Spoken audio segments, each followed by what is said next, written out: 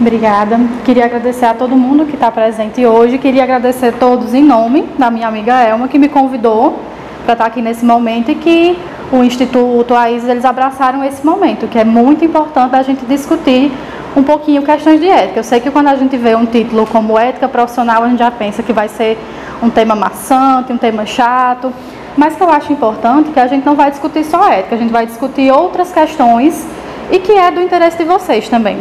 Porque a maior proposta da gente ter um ambiente com ética no trabalho é que seja um ambiente harmonioso, seja um ambiente onde a gente tenha vontade de trabalhar.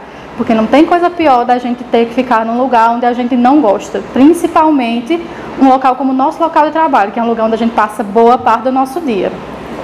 E aí, deixa eu pegar aqui. Deixa eu ver se... Acredito que assim, adoraria conhecer todos vocês, mas eu sei que pelo tempo a gente não tem como sentar e todos nos conhecermos, mas eu acho que é importante que vocês me conheçam, para que vocês entendam também de onde é que está vindo essas falas que eu vou trazer. Eu me chamo Águida, sou psicóloga formada pelo Centro Universitário Santa Maria, desde 2021, me formei em janeiro de 2021, ou seja, peguei a pandemia ainda na graduação, um grande desafio. Eu sou pós-graduada em saúde mental e atenção psicossocial. Sou psicóloga da Casa de Acolhimento para Mulheres em Situação de Violência aqui de Souza e também sou psicóloga clínica, atendendo crianças e adultos, certo? E assim, toda a minha formação ela foi voltada para a área do atendimento de mulheres, desenvolvimento de mulheres e tenho a oportunidade hoje de estar fazendo esse trabalho também na Casa de Acolhimento.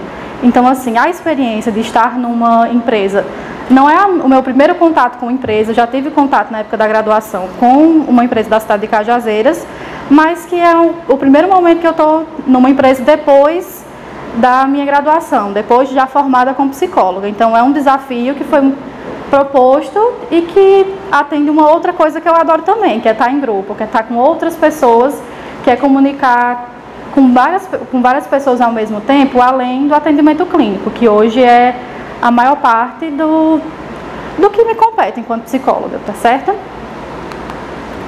E aí, por que a gente achou importante trazer essa temática relativa à ética? Porque a gente já conversou aqui um pouquinho de que o entendimento para que a gente tenha um ambiente de trabalho que ele seja produtivo e também que a gente consiga exercer o nosso trabalho, é que ele seja um ambiente que ele seja harmonioso. O que é um ambiente harmonioso? Quer dizer que eu vou ser amigo de todo mundo que está trabalhando comigo? Não, não quer dizer isso.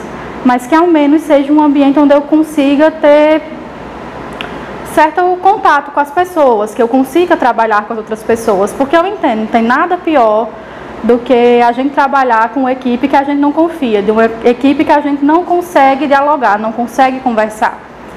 E aí, trouxe uma coisinha um pouco mais técnica de um conceito de ética. Prometo que a gente não vai ficar se debruçando sobre conceitos, não vai ser uma aula de filosofia. Mas eu achei importante a gente trazer um pouquinho sobre o conceito de Aristóteles sobre ética. Porque o que é que ele pontua e por que é esse o conceito que a gente vai discutir hoje? Porque a ética ela não é feita só do que eu penso, não só com os meus valores, mas também com as ações que eu tenho dia a dia. A construção da ética é feita nas minhas ações, não só dos meus valores. Nós aqui temos os mesmos valores, todos temos os mesmos valores. Porém, para algumas pessoas, alguns valores são mais importantes do que outros. E que, às vezes, a gente tem dificuldade de ter um relacionamento tranquilo com pessoas que valorizam mais coisas que a gente não dê tanta importância, ou vice-versa. Mas que para a gente ter um trabalho ético, a gente tem que aprender a lidar com essas questões e praticar esse contato com as pessoas, praticar ações que estejam de acordo com a ética. E aí, pontos importantes para a gente trabalhar na ética profissional seriam as interações sociais e a comunicação. Por quê? Nós estamos trabalhando com pessoas, então às vezes é muito complexo como é que eu vou lidar com essas relações com outras pessoas, principalmente quando a gente está num ambiente de trabalho, que são pessoas que são muito diferentes da gente. Tem pessoas de idades diferentes, pessoas de gêneros diferentes, pessoas de religião diferente, algumas pessoas têm filhos, outros não têm. Então, às vezes é difícil a gente entender como é que eu posso me relacionar com essas pessoas. E no ambiente de trabalho, a gente é meio que obrigado a lidar com certas questões. E a gente está procurando aqui uma ideia onde a gente possa discutir essas questões para que o ambiente de trabalho seja mais harmonioso, seja mais tranquilo de convivência. E quando a gente fala de ética profissional, ele está sendo um grande desafio, exatamente pelo que a gente vinha conversando, de que são muitas pessoas diferentes, pessoas que às vezes valorizam ou que têm comportamentos que, quando eu observo, talvez eu não entenda muito bem porque que aquela pessoa fez isso, porque que aquela pessoa age dessa forma, e que, querendo ou não, a gente é obrigado a conviver com aquela pessoa. Se eu estou no meu ambiente de trabalho e aquela pessoa também está no mesmo ambiente, eu gostando dela ou não, eu vou ter que conviver. Porque todos nós temos que estar no trabalho. E o trabalho é um lugar que isso ainda fica mais complexo, considerando que as nossas interações de trabalho estão a maior parte do nosso dia. É muito difícil alguém que tenha um local de trabalho que você não fica muito tempo. A maioria de nós fica muito tempo no trabalho, então são relações que são importantes para que a gente entenda o que está se passando. São relações que são importantes para o nosso dia a dia. Quer dizer que a gente vai pontuar que todos nós temos que ser amigos no ambiente de trabalho. A gente tem que ter uma convivência respeitosa, uma convivência saudável. E aí é importante que a gente fale também sobre os comportamentos do ambiente de trabalho. Eu sei que às vezes a gente se pega naquela ideia de todo mundo sabe se comportar no ambiente de trabalho, todo mundo sabe o que é que tem que ser feito. Às vezes não. Às vezes o que é muito óbvio para mim pode não ser para o outro. O que é uma coisa que na minha cabeça todo mundo já deveria saber, talvez para o outro ele não saiba. Porque o outro tem experiências diferentes das minhas, ele tem ideias diferentes, ele vem de lugares diferentes. Então, por vezes, essas relações, às vezes, é necessário ser mediado. São necessários que a gente, às vezes, tenha que dar um toque para o outro, de afirmar, olha, essa postura não é legal. E a gente vai aprender também como comunicar que a postura não está legal, porque eu sei que não é uma tarefa fácil, ter que chegar para o colega e dizer que a postura também talvez não seja do ambiente. Um ponto que é muito importante é que a gente entenda o nosso relacionamento com os outros profissionais, para que a gente saiba como é que vai se comunicar. E uma coisa que eu não sei se a ISIS tem, imagino que tenha, que é um código de ética institucional, para que vocês entendam o que é que a empresa espera de quem trabalha aqui, qual é a postura que ele tem. Vou dar um exemplo. Eu, enquanto psicóloga, a gente tem um código de ética da classe de psicólogos, coisas que são aprovadas pelo conselho que um psicólogo faça e coisas que não são aprovadas. Coisas que às vezes a gente não entende o porquê que o conselho pontua, mas que a gente tem que seguir, porque aquilo ali é uma norma técnica, porque a ética ela é formada também além dos nossos valores, também pelo ambiente que a gente está. É uma construção social também. Porque o que é que acontece? Tem coisas que eu não acho que sejam importantes, mas no ambiente que eu estou, tem uma norma, tem uma regra, então aquilo vai ter que ser incorporado no meu comportamento. A gente não tem as leis que regem o que a gente pode e o que não pode fazer, dando certos limites do nosso comportamento. Nos ambientes de trabalho também tem. Se não tem o código de ética da ISIS mesmo, acho que seria importante também pensar nisso. Mas acredito que tenha, não sei se alguém me confirma se tem. Tem o código de ética da ISIS. É uma proposta interessante para o futuro, pensar talvez no código de ética para os profissionais, para que a gente tenha um norte do que é bom, que o profissional saiba o que é bom, que ele faça o que é vedado a ele. Eu entendo também que às vezes a gente lê uma coisa num código de ética ou em alguma norma e fica, mas para que criaram isso? Uma coisa que eu posso pontuar a vocês. Vocês sabem aquela história de que se tem placa, tem história? Se tem norma, é porque tem história. Se uma regra foi pontuada, é porque já se teve um problema com aquilo. A gente às vezes pensa que, não, ninguém faz isso. Se tem aquela norma, é porque alguém fez. E aí a gente tem que ficar alerta a essas coisas também. Bom, e aí a gente pontuamos um pouquinho sobre como é um ambiente harmonioso, mas como é que a gente pode manter um ambiente harmonioso de trabalho? E aí o ponto que eu queria trabalhar e focar mais hoje seria a parte da comunicação. Como é que você se comunica com o outro? Vai ser uma pergunta para vocês refletirem. Ninguém precisa se manifestar se não quiser.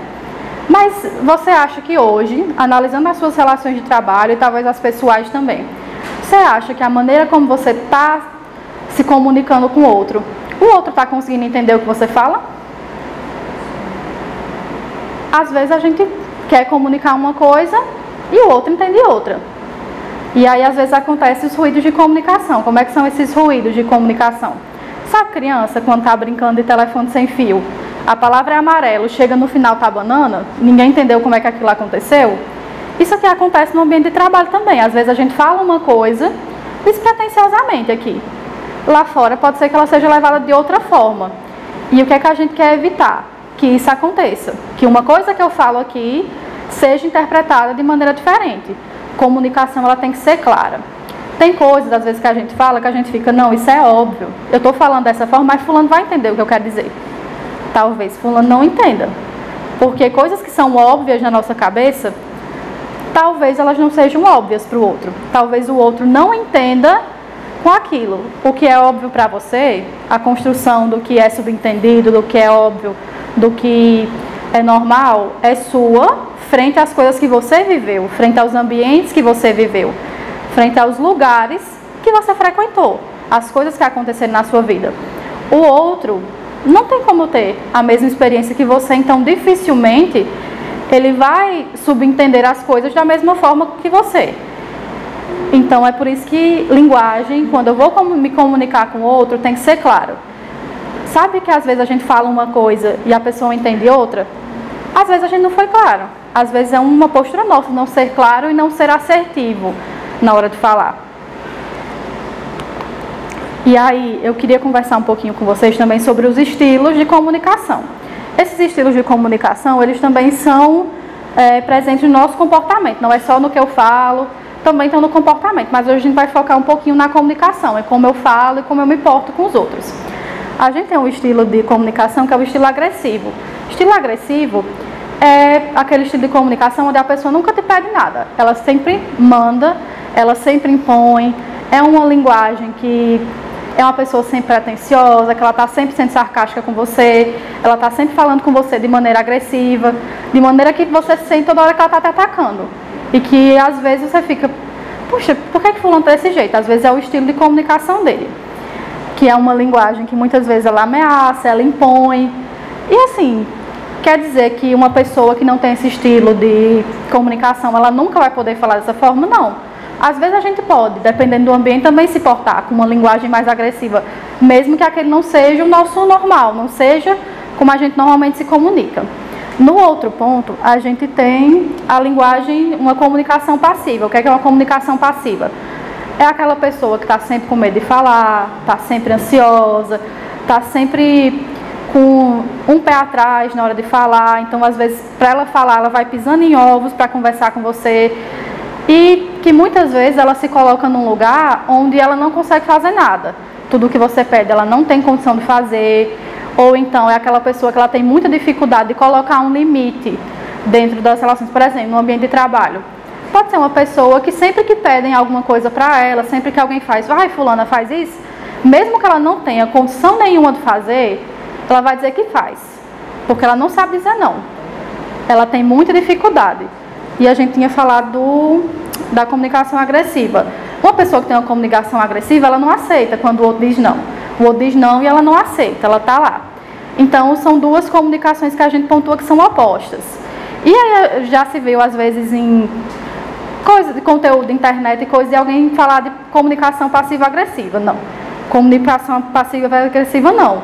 O que tem é uma comunicação agressiva que a pessoa está tentando mascarar. Porque muitas vezes, quando a pessoa tem uma comunicação agressiva, mas ela vem falando mais baixo, vamos dizer, por exemplo, uma comunicação agressiva mesmo, é aquela, fulano, alguém tem que dizer a fulano que ele não pode mais falar isso, alguém tem que fazer alguma coisa. Ele não está te mandando fazer, mas implicitamente ele está lá, fulano, você que tem que falar, fazer isso. Então é uma comunicação que às vezes ela se mascara, mas mesmo assim ela ainda é agressiva, porque ela ainda está te demandando, ela está impondo que você faça alguma coisa. E a gente tem que tomar muito cuidado com isso. E no meio, que a gente teve os dois extremos, uma linguagem mais agressiva e uma linguagem mais passiva. No meio a gente tem uma linguagem mais assertiva. O que é que seria um estilo de comunicação mais assertivo? É um estilo de comunicação que ele vai ser mais empático, ele vai se importar com o outro, ele vai tomar mais cuidado no que ele vai falar e uma das características mais importantes, ele vai saber quando é hora de dizer não para o outro e também vai saber aceitar quando o outro diz não, quando o outro também não pode naquele momento. é uma linguagem que vai ser mais tranquila de conversa, mas que ela vai saber dosar melhor qual é o momento de você ser mais acolhedor, qual é o momento de você escutar o outro e também qual é o momento de dar um chacoalhinho ou dizer, fulano, não dá para fazer desse jeito, não dá para ser assim. É uma linguagem que ela vai ser mais, ela vai entender melhor qual é o contexto da situação, qual a necessidade daquele momento. Então, assim, claro que eu estou dizendo aqui que depois dessa palestra todo mundo vai conseguir ser super assertivo na fala? Não, mas que também a gente busque ser um pouco mais assertivo no momento da nossa fala. Porque, claro que não tem como a gente conseguir um 100% de que em todos os momentos da minha vida eu vou conseguir ser super assertivo no que eu falo. Não é assim também, mas que a gente tente ao máximo se aproximar disso. Claro que tem ambientes e situações que às vezes vão fazer a gente ir para uma linguagem mais agressiva, para uma comunicação mais passiva, mas que a gente busque tentar ao máximo sempre utilizar uma linguagem assertiva, principalmente no ambiente de trabalho, porque é uma linguagem mais clara, é uma linguagem mais objetiva, onde tem uma maior dificuldade do outro entender errado o que eu estou dizendo para ele. E aí, será que a gente consegue identificar esses tipos de linguagem na nossa vida? Os momentos onde eu fui agressivo, os momentos onde eu fui passivo demais, os momentos onde eu consegui ser mais assertiva e conseguir falar exatamente o que eu queria para outra pessoa e que a outra pessoa conseguiu entender o que eu estava dizendo. E aí esse é mais um questionamento que eu digo para vocês fazerem internamente mesmo. Pensar da maneira como vocês enxergam que vocês se comunicam também. E aí a gente falou um pouquinho sobre essa comunicação mais assertiva e como é que a gente pode trabalhar para tentar ser mais assertivo na hora da fala. Por que é importante que a gente tenha essa assertividade? Para que a gente também saiba respeitar os limites da comunicação do outro. Como, por exemplo, a gente está vindo de modelos de gestão, modelos de trabalho com linguagem mais horizontal, onde todo mundo tem a oportunidade de falar, tenha espaço para dar suas ideias. Isso não quer dizer que a gente está permitindo que a gente quebre certas hierarquias de serviço. Claro, a gente entende que o funcionamento de uma empresa tem um gestor maior, mas tem os gestores locais de algum departamento, de alguma questão. Vamos pegar um exemplo. Na saúde pública, a gente tem um gestor maior, tem o Ministério da Saúde, e a gente tem os secretários de Estado, a gente tem os secretários municipais. Por quê? Nem todas as demandas têm condição de chegar direto para o Ministério. Nem tudo vai direto para o Ministério. As coisas têm que ser passadas pelos secretários, para que a gente entenda que é uma demanda que chega lá, porque se tudo chegar lá em cima, não vai se dar conta. Não tem como alguém dar conta de todas as demandas se tudo for passado diretamente para o maior gestor da empresa, tá certo? Então é importante que a gente entenda quem é o meu gestor, para quem eu tenho que me reportar naquele momento e conseguir dialogar com aquele gestor e que aquele gestor também esteja aberto para discutir essas demandas com as pessoas que estão na sua equipe. Porque se a gente não consegue ter esse diálogo onde eu converso com o meu supervisor local, com alguém que está mais próximo de mim, a gente tem um ruído ainda maior. Porque vamos pensar na situação.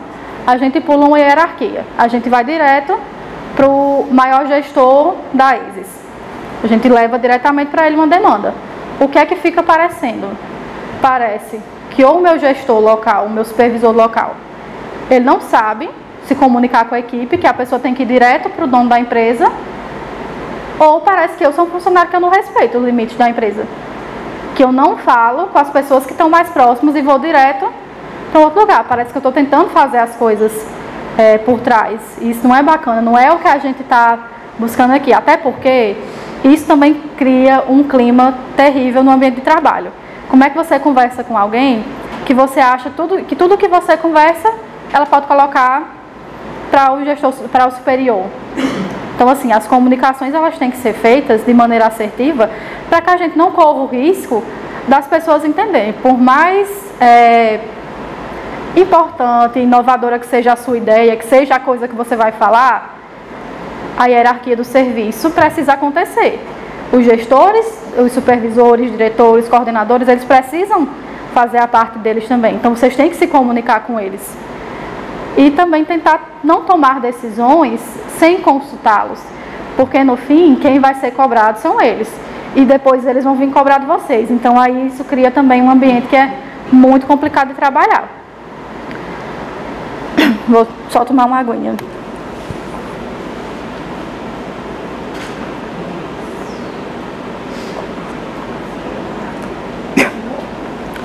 E aí, uma maneira da gente tentar construir uma linguagem mais assertiva, uma comunicação mais assertiva com os outros, é por meio de uma abordagem de comunicação que é a comunicação não violenta. Ela foi criada por Marshall Rosenberg. Qual é a intenção dele? É realmente criar um modelo que segue alguns pilares para que você consiga avaliar melhor como eu quero falar aquilo para o outro, como é que eu quero me comunicar com o outro, como eu espero que ele me entenda. Essa abordagem de comunicação, ela foi pensada para os ambientes de trabalho, para o desenvolvimento profissional mesmo, e também ele pode ser abarcado para as nossas relações pessoais também. Hoje a gente vai focar um pouquinho na relação de vocês com os ambientes de trabalho, com as pessoas de trabalho, mas ela pode ser aplicada também nas suas relações pessoais, porque a gente entende que a nossa comunicação está presente em todo lugar, não só no nosso trabalho, mas também como na nossa casa, como as comunidades que eu frequento, como os grupos que eu frequento. E comunicação é muito importante, não tem coisa pior do que a gente falar e o outro não entender o que eu estou dizendo. De eu tentar explicar uma coisa e o outro não conseguir compreender de maneira alguma o que eu quero falar. E aí a gente tem 4 pilares para a comunicação não violenta, que seria o pilar da observação, do sentimento, das necessidades e do pedido.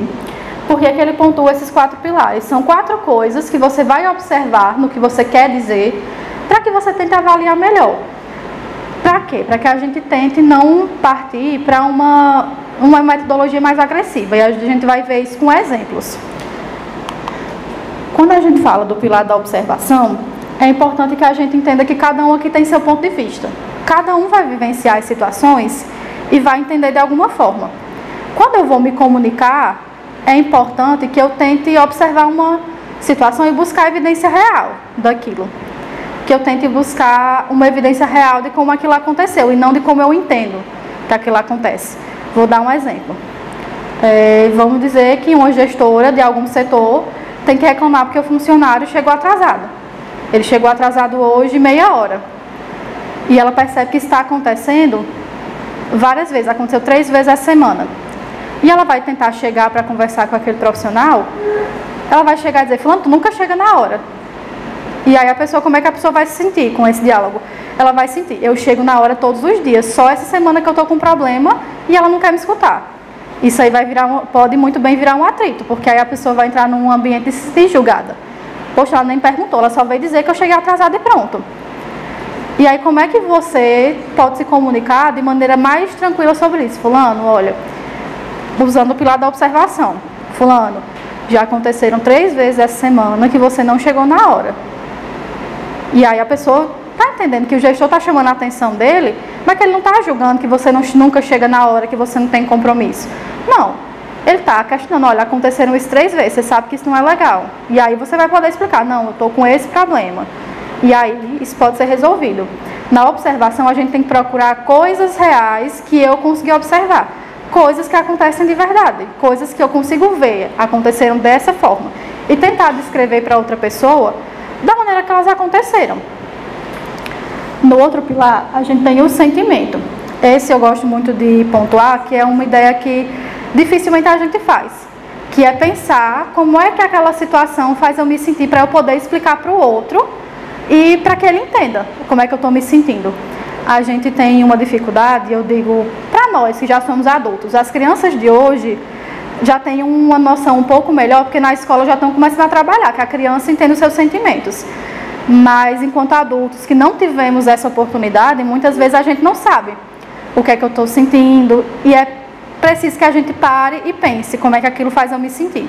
Para que eu consiga expressar para o outro como eu me sinto com aquela situação e não acusar ele de estar fazendo alguma coisa. Nessa eu vou trazer um outro exemplo. Vamos pensar num relacionamento entre 2 pessoas. E a pessoa sempre se sente mal porque eu mando uma mensagem e o namorado nunca responde.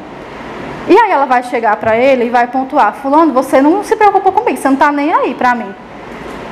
Sente um tom de acusação, você não se importa comigo, você não está nem aí. A gente tem que se colocar como protagonista da nossa fala.